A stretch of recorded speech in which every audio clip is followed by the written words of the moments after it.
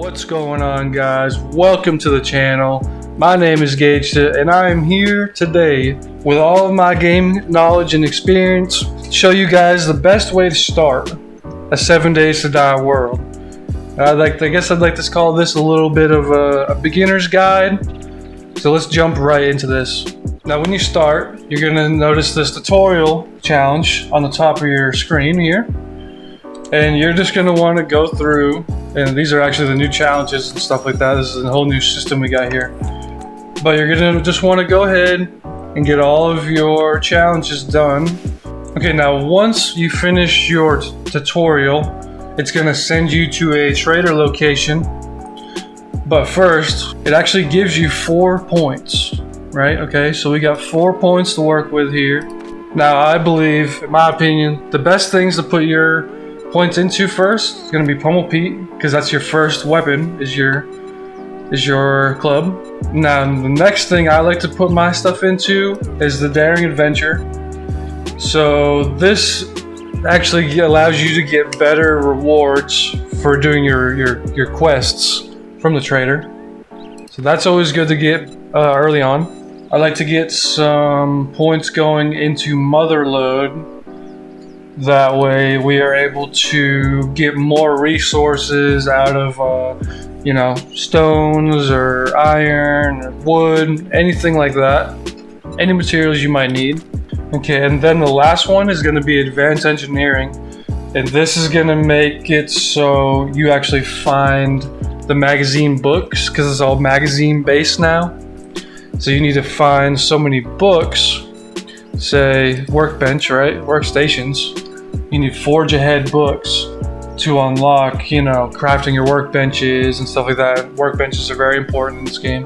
Once you get into your Advanced Engineer perks, this will actually allow you to find more of those magazines that you need to be able to craft workbenches. Now we're going to head to the trader here. Now once you've arrived at the trader location, you're going to want to go inside and you're going to want to get a mission, a quest if you will, from the trader. And that way you can start getting rewards from the trader, get dukes. You could also start to sell some items to your trader, get more dukes, buy some supplies from him and whatnot. So let's take a peek at what this guy has to offer here. Okay, so when you first come in here, it's gonna be the reward is gonna be a stone shovel, right? And your first job is the intro buried supplies. So go ahead and do your first mission for him. Okay, now once you arrive, you're gonna accept. We're just gonna dig and find this little treasure here. Now normally it is just going to be straight down the middle. Yep, and here it is. Alright. Dig ourselves out of this hole before the zombies attack us. Okay, now that you've got that done, it is going to give you a choice of rewards. And these are all going to be different types of pipe weapons. Now normally I would go with the machine gun bundle. So that is going to give you a bundle of your ammo and a pipe machine gun. Go ahead and load that up. Now we're going to get another trader quest set up. I normally like to do the closest, so this one's only 412 meters. Accept. Now once you arrive to your quest location, you're going to want to start your quest. And you're going to want to run through here and just do whatever needs to be done. These tier 1 missions are pretty easy.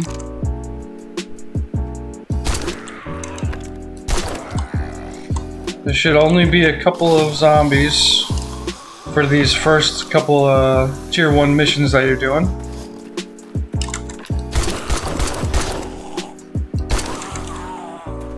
Now, one thing to note is don't be like me and try to just rifle through your ammo like I just was a minute ago. Try to conserve that ammo for when you really need it. Because early on, you won't have too much ammo to work with. So just try to use your club as much as you can. Again, we have that Pummel Pete perk that is doing a little bit more damage to these guys. Now, every mission is always going to have some area with main loot. Always make sure before you leave the area that you always get your main loot.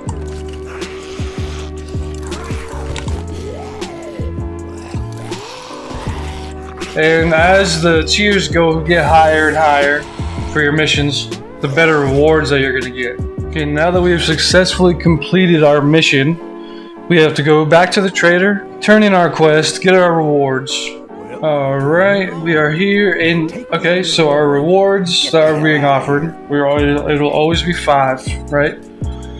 Sometimes, once you get to it's about to be your second tier, you unlock tier 2 missions, you'll have 1. Right? You select 1, you hit complete, and then it's going to give you a secondary choice of 5 more things, and that's normally going to be multiple different types of bundles for you to choose from. So right here, actually, we have a crafting skill magazine bundle.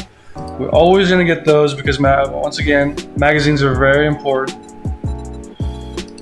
We're going to get our next quest going. This one's the closest. Alright.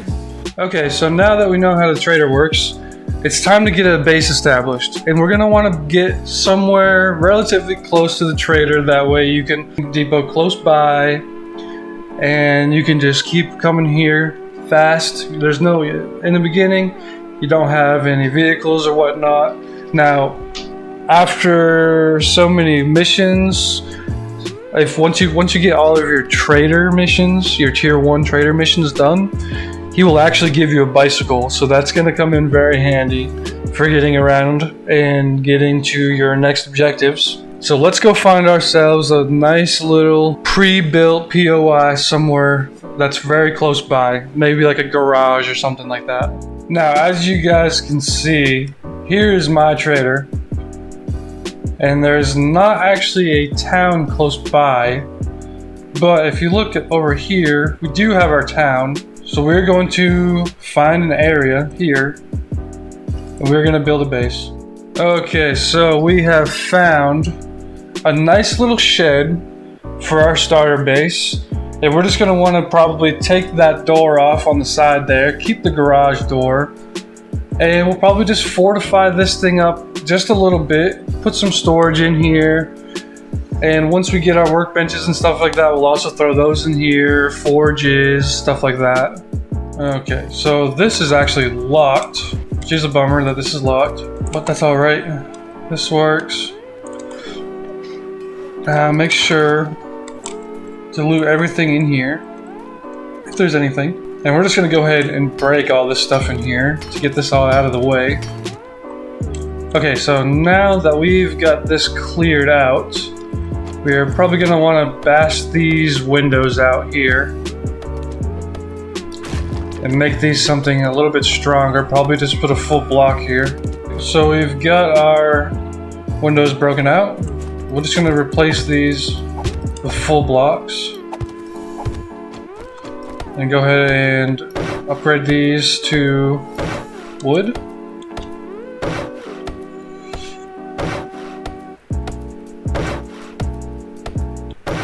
Now go ahead and craft yourself some storage. And now we've got storage, and you can name these to anything that you would like. We're just gonna say that's stuff. Just stuff in there. Anything you need. Okay, so now we have officially a base down that is not too far away from the trader. The trader's this way. Unfortunately, it wasn't close to anything else, any other actual town. Normally traders would be in a town, but in this instance there is none around it. So, but we are not too far.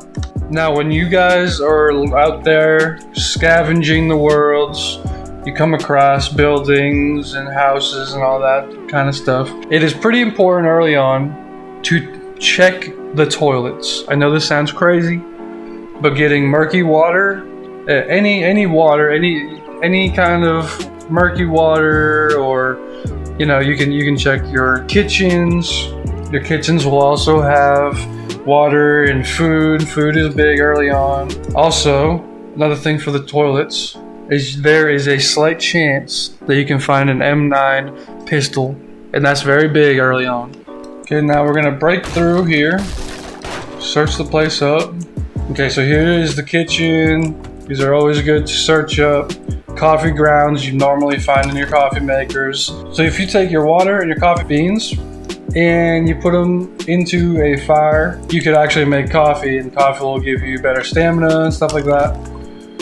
Always check your food containers, those always give you food. Now if you actually take these bones and stuff, and you combine them with water, you can make glue. And you take glue and cloth fragments, and you can make duct tape. And duct tape is a very common, very good thing to have. Now when you find these bathtubs, it's always good to check these and get the rotting flesh. Rotting flesh, believe it or not, is very important as well, because you can make farm plots. Farm plots are good for farming. If you come across seeds and you actually want to get your own food grown and stuff like that, those are good. Now, searching toilets is big because you have the chance to find a pistol. And look at that, there's literally a pistol in here. Very big, very big. Now, vehicles in this game are very important. These vehicles that you find around the world are important, and especially the searchable cars. Some of them are beaten down and destroyed already that you can't actually loot. But for instance, this van behind me, you can actually loot them, and they have important things that you might need. Wheels could spawn inside of them, magazines could spawn inside of them. Gas, always getting gas and stuff early on is also good for once you actually have vehicles. And also breaking these cars down with a wrench is very big, very important to start doing early on in your gameplay. Okay, so let's see, we're going to search. Okay, so nothing really in this one for real, but getting the iron and stuff early on, that's pretty good. So we're going to break this down. Actually, before we do that, let's go into our skill tree. And we're going to go into salvage operations. And this will actually give you more resources out of vehicles that you are scrapping. Let's get us some stuff in here. Okay, that's 2 points. That's going to make a drastic difference. Now breaking that down, we get brass radiators. Now you can scrap these on your person, like so, or you can keep them, and once you have a workbench, you can scrap them in your workbench and you'll actually get more resource out of them doing it that way. Also, you get engines and car batteries. Those are also good, piling up the engines, because later on you'll start making generators that you need 6 engines in for top performance. Also, your brass radiators, you break down into your brass, and you put those into your forge later on, and you actually make brass bullet casings for making your ammo. Now we are back at our base. And I forgot to mention this before, but it is always good to make sure that you have your bed rolled down. And it is also very important to have a land claim block. Now we're going to dig out a little area for this land claim block. Place our land claim. Now we can see the boundaries of it, actually, if we turn them on. Now that's our boundaries right there. Everything within these green columns is going to be our claimed area.